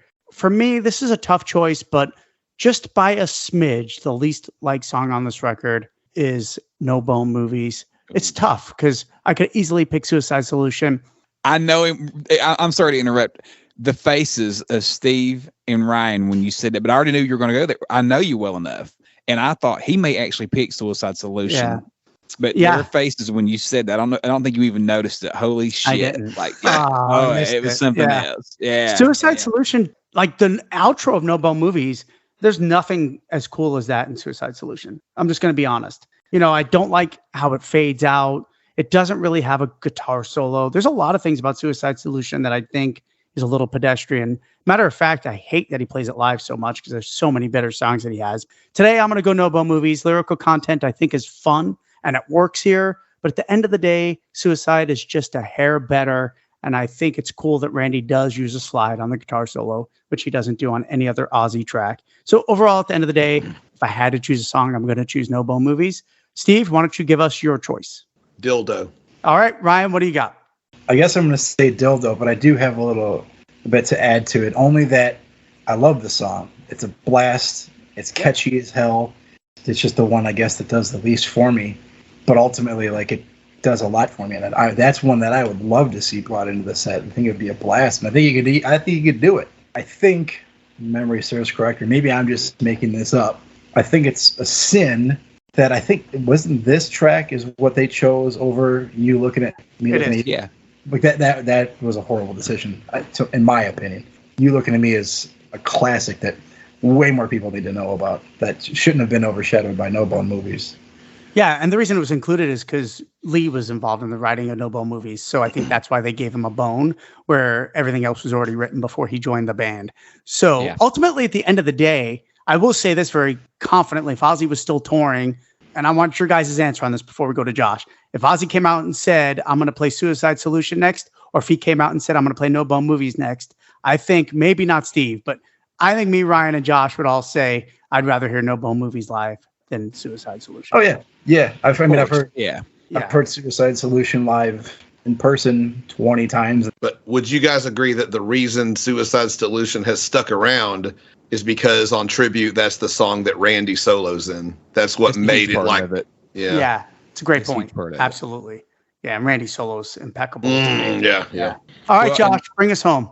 Steve, actually, he brought that full circle for me. What I was going to say is my choice is also No Bone Movies. And, really, it's neat that Randy played the slide guitar on the studio version, but I much prefer the tribute version of him just shredding and just improv on a solo. I think that's much better solo. So I really prefer the tribute version. And in my head, that's the one I always kind of hear when I hear the solo for that song. But yeah, the answer is No Bone Movies. I knew you were about to blow some heads though when you said, because I was like, he may actually pick Suicide Solution. Like, holy shit! And it wouldn't be for drama either. Like, this is how Dan feels. And I do agree. There's a bit of a burnout factor. It's one that's on the radio a lot. Ozzy always plays it live. It's one he can easily sing. And let's be honest, that's what a lot of his set list comes down to, right? Like, what he can sing easily, and that's one of them. But yeah, if I could choose to hear, No Bone Movies, of course I'd take that. He's not played it live in 30 years or better. Probably almost 40 now at this point. 40, yeah. Hats off to Lee.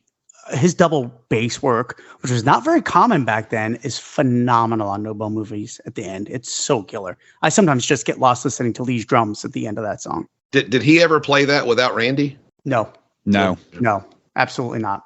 All right, well, that wraps it up. I think another one we were all in agreement on. It's funny how there's 3 best records we were pretty much all in agreement on, except for one. I don't know who that was.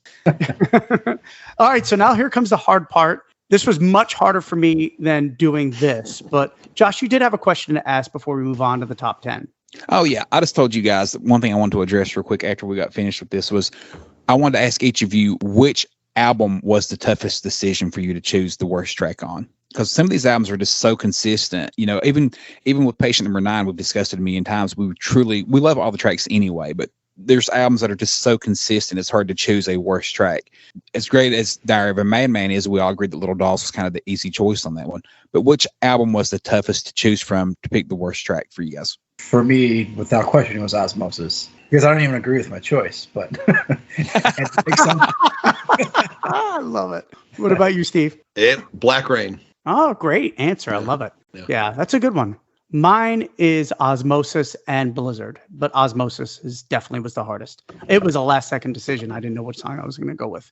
The toughest for me was probably No More Tears. AVH was right there for me also. I ended up choosing Zombie Stomp, as I said earlier, but AVH was right with it, and that was kind of a tough decision. So, okay, just kind of curious. No, that's a great question. Absolutely awesome. All right, here we go. So what we'll do is we'll go around robin. We'll all say, 10 through 1. We'll start with 10 instead of somebody reading their whole list. So we'll just go one at a time here. So we'll start it. We'll just go in the same order. We'll go Steve, Ryan, Josh, and then I'll finish. And then we'll just go that way. I got to break everybody's hearts every time. That's right. Every time. All right, Steve. So start us off. Your number 10 choice. All right. This is not what I chose from the album, but I went with Hellraiser from No More Tears. It's the lyrics. I think it's a pretty good song. I don't like the verses, but I like the pre-chorus and I like the chorus. It's kind of corny, but Hellraiser, yeah. Steve, how do you feel about the new version where they mixed Ozzy and Lemmy together? Do you think that upped the track a little bit for you, or do you still think it's shit? I think Lemmy's voice is shit. It made it way worse. I can't listen to. I don't like listening to Lemmy. I respect the hell out of Lemmy and what he stood for and the stances he took. Yeah. I hate his singing. Oh wow. I don't even know if I've made it through the whole. I think I listened to it once and that was more than enough for me. Dan, drop on Steve here real quick what you shared with us the other day in the group chat about the streaming numbers on Hellraiser. Out of non-singles for Ozzy, it is his most streamed Spotify track, what's called a deep track. And it's not even close. It has 40 million streams, where the next track was Diary of a Madman. And what was that, at 11 or 13 million? I think it was like 14. Wasn't it? 14. Yeah, 14 wow. Million. Yeah, so it wasn't even close. So Hellraiser is Ozzy's most streamed deep track. The Ozzy version. Yeah. That's bizarre. Well, is that the Ozzy version, or did it take into effect? Because I assume the Lemmy. Yeah, that's what I would was think it would had to have, but that was released as a single, so it kind of goes against that whole article, if you think. It was released as a single for the re-release, yeah. Yeah. So it kind of debunks that a little, but yeah, that still shows you that out there, the Lemmy pull is very strong. There's no question. Sure. And he seemed like an awesome guy, but yeah.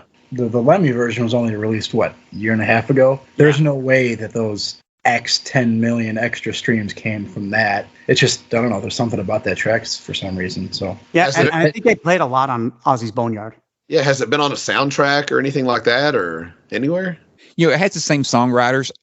They're the same song, but this one's Ozzy singing it, one's Lemmy.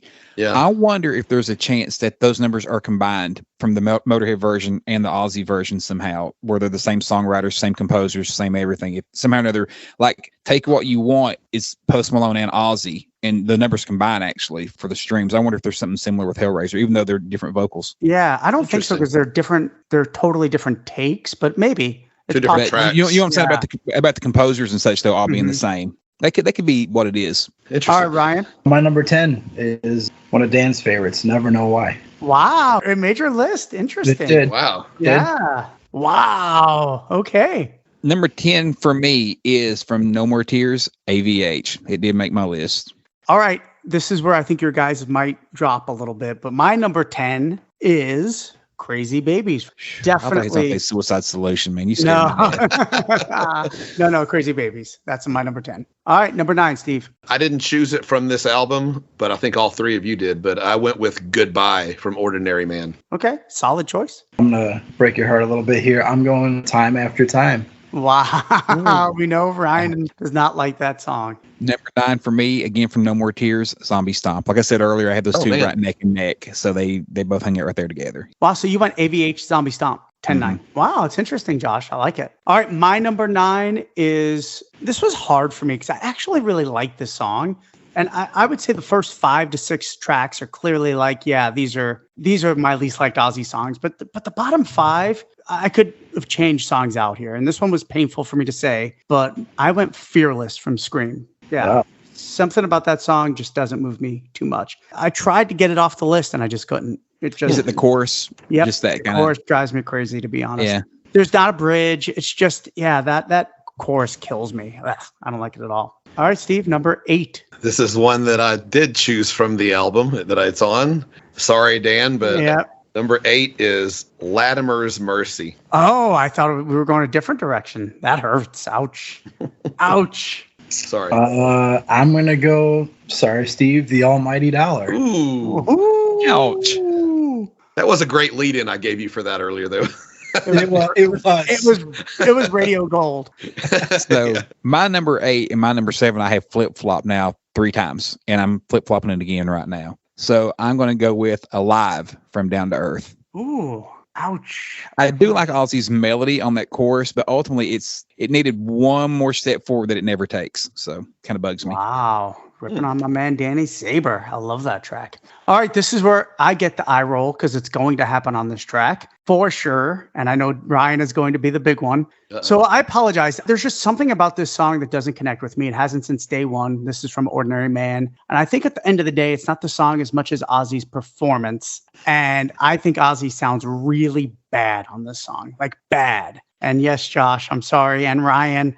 And this is All My Life. What the fuck? One of my favorites on the album. What the hell? It's not one of mine. Here's the thing. I agree with you. It's the oldest Ozzy has ever sounded. It's rough. But holy shit, those verses, that chorus. Yeah. I just can't get past it. Yeah. And in a weird way, his gruffness, his old sounding is kind of what I enjoy about it. Like it makes it enduring to me that he does. Well, it fits with the song. Strange. Yeah. Oh, Dan. Sorry, guys. Yeah. Oh, and Steve, what do you think of that one? Sorry. I like it. I don't love it as much as they do, but I definitely don't feel the way you do about it either. I like it better than that. And easily one of Andrew Watt's best guitar solos in the Ozzy era that he's had with Andrew Watt. It is a great solo. Not as good as Holy for Tonight. That's his best. All right, number 7. Is it Josh? What up, dog? Yeah. What up, dog? What's that? I love that. I love it. All right. My kids are in the room going, bah! Awesome. Oh, man, those commercials were the best. They just answer the phone. What's up? And they just be like, I like how they do it in a scary movie, too. It's awesome. My number 7 is what I chose from the album Down to Earth. It's Black Illusion. I'm going with Latimer's Mercy. Oh, see, that's what hurts me. I love Latimer's Mercy, and I know it's going to be on Josh's list too. Yeah. You don't know shit. You don't know shit, man. All right. Number 7 for me is My Little Man. Sorry, you knew it was there somewhere. Ooh, wow. Yeah. Wow. Golly. Wow.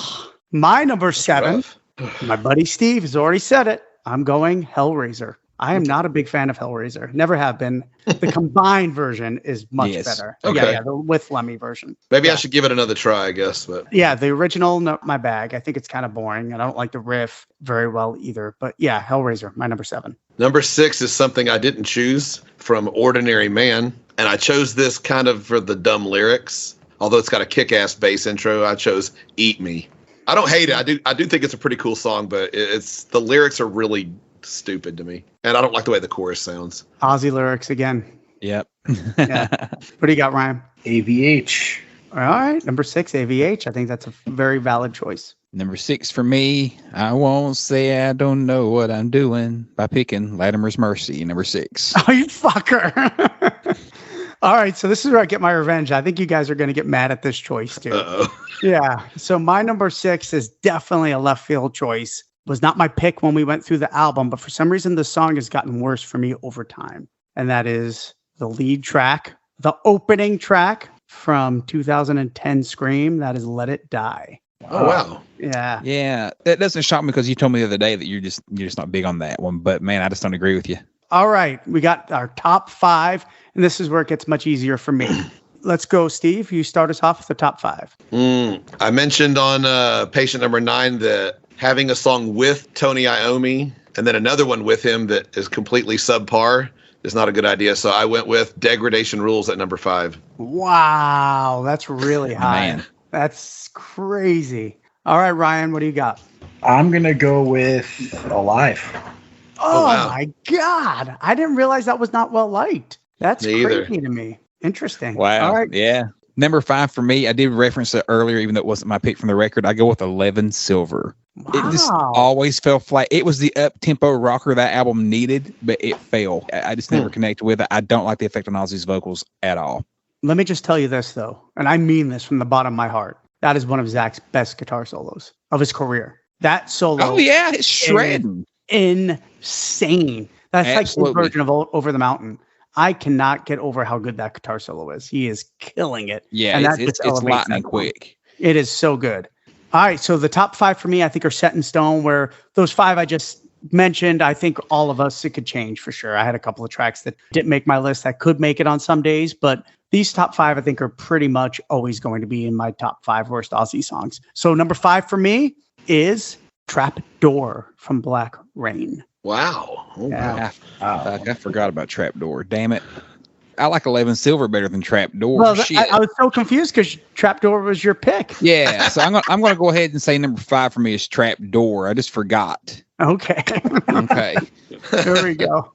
All right, Steve, number 4. Number 4, this is an album with a great lineup. And because they have such a great lineup on this album, it makes it that much more disappointing, which means it goes a lot higher on my list.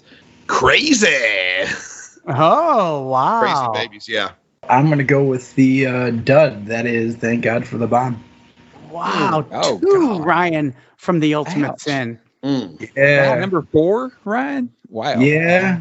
So let me be clear. I'm reading my list a little closer. I do have Trapdoor on it, so never mind. Number 5 is still 11. Okay. Number Josh, 4. Caveats is being able to read. Yeah. Classic Josh. Classic Josh. Yeah. Number 4 for me is I Want It More from Scream. My number 4 used to be my number 1, so it's moved up a couple of slots over the years, but it's still in my bottom 5, and that is Down to Earth's Black Illusion. Number 3, Steve. It's going to be all right, guys. Oh, that my hurts. Your third worst. Oh my God. Yeah, it's got to be number 3. It can't be over these other 2. Yeah, it's Old LA Tonight for me. Wow. Oh, man. Ryan? Are we doing all right? Yeah. You're killing me Not softly. God. My number 3 is going to be probably the most offensive song to the ears in Ozzy's career, and that's It's a Raid. Whoa. Okay. It's just the besides being just a silly song, the production is horrendous. I agree. The production is an issue. They tried so hard to be Awful. Motorhead. Yeah, and it didn't. It hurt. It does hurt the ears a little bit. I remember we had an early version of that we found bootlegged online. Do you guys recall that? And we're like, oh man, like here it is. Like it's a cool song, but like I can't wait to hear the cleaned up version. And then he released, and it sounded the exact same. Exactly the It actually same. was different So- vocally a little bit. The staticky sound of it was still there. It was like, oh, They added more Post Malone, I think, in the final version. yeah. All right, Josh, All your right. top 3. What's your number 3? Number 3 for me is the ever infamous Black Illusion Yeah. from Down to Earth. Yeah, I definitely agree with that. My number 3 is been, I think, on everybody's list, and that is No More Tears' AVH. Maybe not Steve's. Was it on your list, Steve? No. So Josh and Ryan, I know you had it. So yeah, number 3 is AVH. All right, top 2. If it wasn't for Ryan's number 3, Old LA Tonight would have been number 2. But I went with It's a Raid at number 2. Wow. Holy shit! I've never met someone that dislikes Old LA Tonight so much. I Holy, know.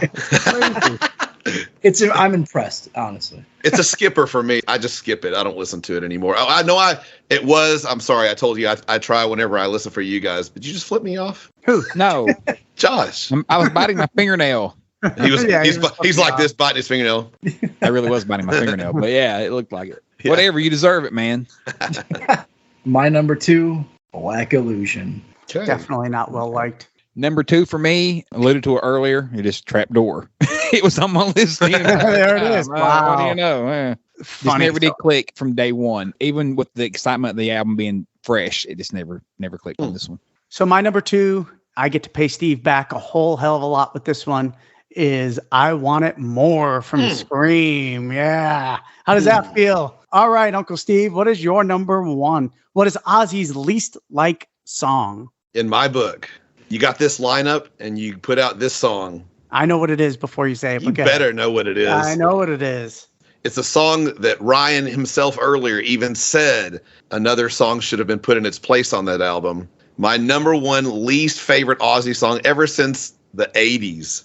No Bone Movies. Ugh. Oh my goodness. Whoa. Yeah.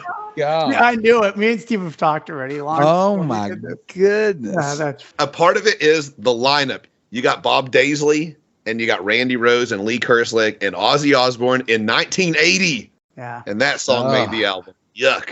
Ugh. All right, Ryan.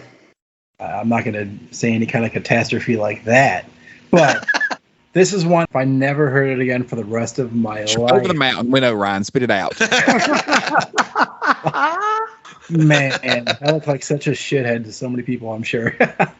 No, it's without question, very, very easy choice. Goodbye. So, and also good fucking bye to the song. What do you got, Josh? In all sincerity, Ryan loves Over the Mountain. We're just busting his nuts. We like to give him a hard time about it. Yeah, easily, without question, without hesitation, Goodbye for me is the worst Ozzy track of all time. And I am going to yell dildo for the first time today for sure. It is also my least liked Ozzy track is Goodbye. Just does not resonate with me at all. The last thing I want to say before we wrap up is I hate the sequencing so much on Ordinary Man that all my life, and I'm sorry guys, just from my perspective, but all my life and Goodbye are tracks 2 and 3, and they're both in my bottom 10 Ozzy songs. And I love Ordinary Man. They couldn't have started with a worse flow to the record. Well, as much as I love All My Life, it's not a number 2 track. Yeah. Not at all. Yeah. Like the pacing just doesn't make sense. It doesn't. And at Dan all. isn't all about Straight to Hell either. Like that's kind of down there for you on that album. So It's straight mid. to It's Hell, yeah. But for you to go Straight to Hell, All My Life Goodbye, that's a rough start for you. Yeah, and we've talked about this a lot, but the run of Scary Little Green Men, Today is the End, and Holy for Tonight is like, and then Under the Graveyard, Ordinary Man, so many classics, but they start with those 3 songs. Yeah. I at least like Straight to Hell. I mean, it's got a great bridge. All right, man. Guys, reach out. Let us know what your top 10 worst Ozzy songs of all time are. Be sure to reach out on social media and let us know what you think about it. Guys, before we go, is there anything we want to say real quick before we sign out? I just want to say thank you, Ryan. Thank you, Steve. It was wonderful having you guys. And please let us know what your top 10 bottom songs are. As always, fans. Absolutely. Listen to Uncle Steve's Iron Maiden Zone. Check them out. All right, guys. Until next time, we will see you on the other side. What's that? What's that? Thanks for coming. No, thank you for coming.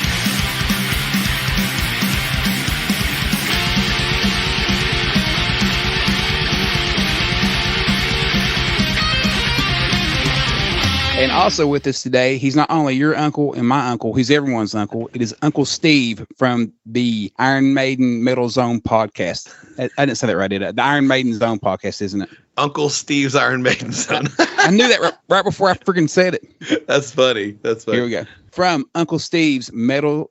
Shit. From Uncle Steve's Iron Maiden podcast, he is Uncle Steve. How's it going, Uncle Steve? Oh, shit. And that's all he was literally getting at. What was that? I don't know. That was I'll my say phone again. That happened Damn last it, time. Ryan. Oh. Damn you. Okay. What did I even say? I forgot. I heard you said Oh, shit.